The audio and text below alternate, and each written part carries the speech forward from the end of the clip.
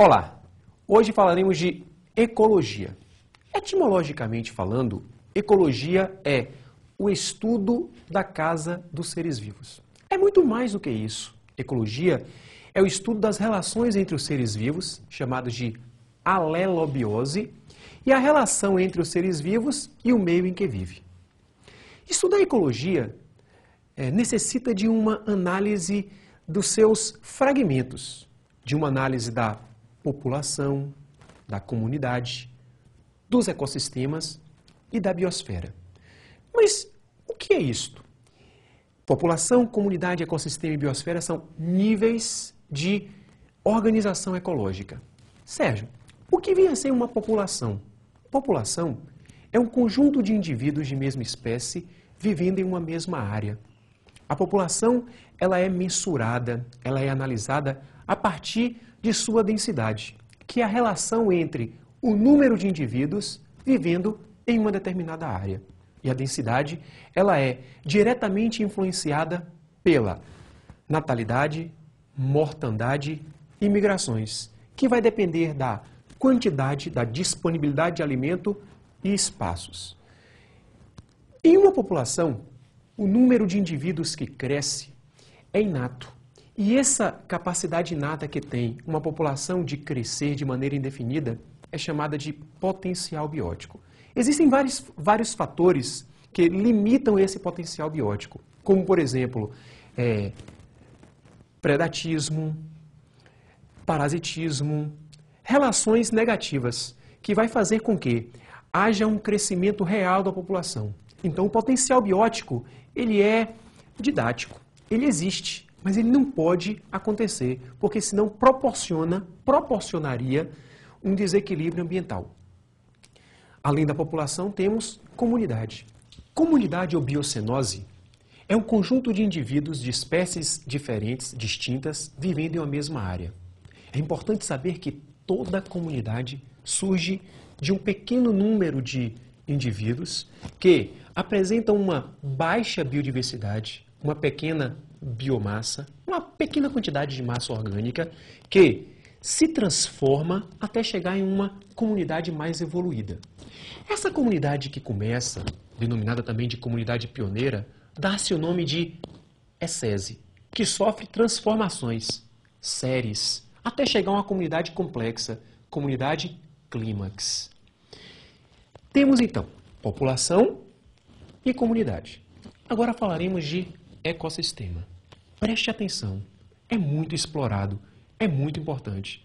Ecossistema é um conjunto de indivíduos se relacionando com os componentes abióticos de um determinado meio. No ecossistema, é importante saber que há componentes bióticos, componentes vivos. Quais seriam eles? Os produtores, os consumidores e os decompositores. Quem seriam os produtores?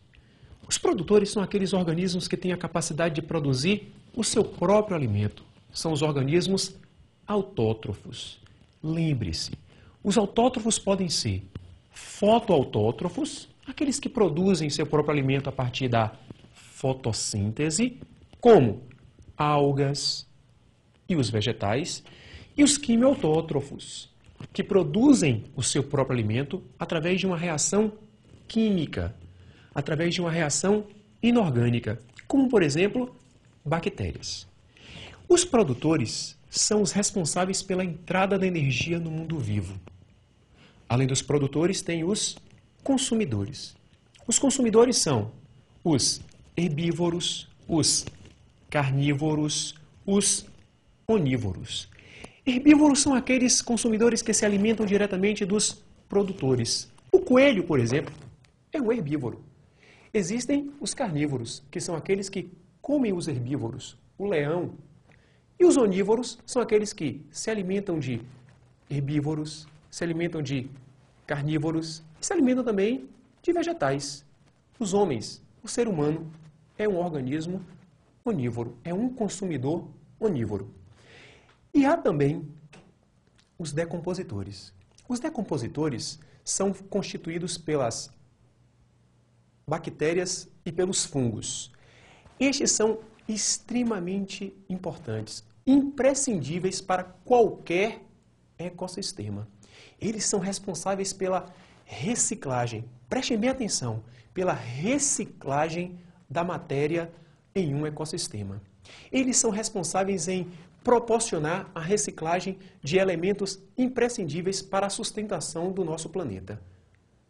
E os componentes abióticos são aqueles que não apresentam vida. Por exemplo, vou citar alguns. A luz, que é de fundamental importância para a síntese da matéria orgânica no processo fotossintético. A temperatura, que irá influenciar a atividade metabólica de vários seres vivos, principalmente aqueles que são pecilotérmicos, aqueles que precisam da temperatura ambiente para se controlar internamente, para ter um controle fisiológico homeostático, equilibrado. A pressão, que irá influenciar no desenvolvimento de algumas proteínas, como por exemplo a hemoglobina, gases como o oxigênio, o gás carbônico e o nitrogênio. O oxigênio é essencial para o processo de respiração aeróbica, o gás carbônico para o processo fotossintético e o nitrogênio para a formação de aminoácidos e também de nucleotídeos, que farão parte da formação dos ácidos nucleicos.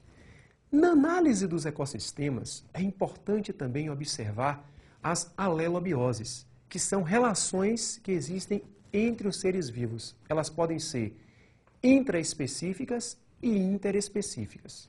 As alelobioses intraespecíficas ocorrem entre indivíduos de mesma espécie. Podem ser harmônicas, sem prejudicados, ou desarmônicas, com pelo menos um prejuízo, um prejudicado.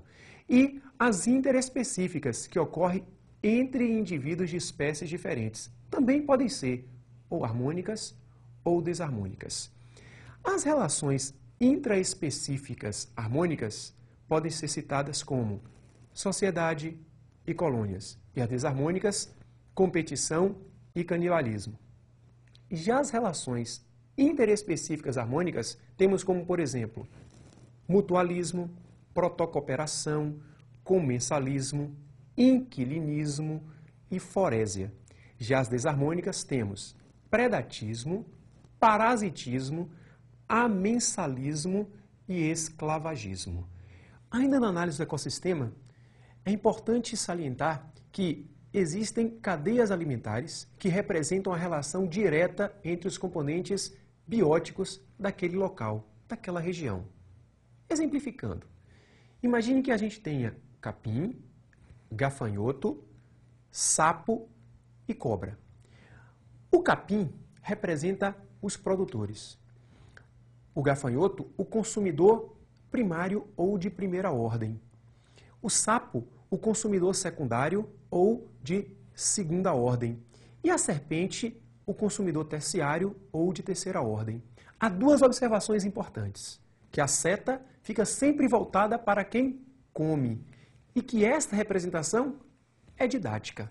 O que de fato existe no ecossistema são as teias alimentares, que é o conjunto de cadeias.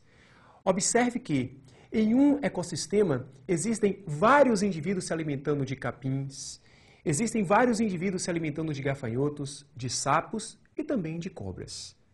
Por isso que, analisando população, comunidade, ecossistema, o conjunto desses ecossistemas que irá compor a biosfera, você terá uma análise perfeita das relações que existem entre os seres vivos e destes seres vivos com o meio em que vive. É isto que resume a nossa ecologia. Ok? Um abraço, estude sempre e muito. Tchau!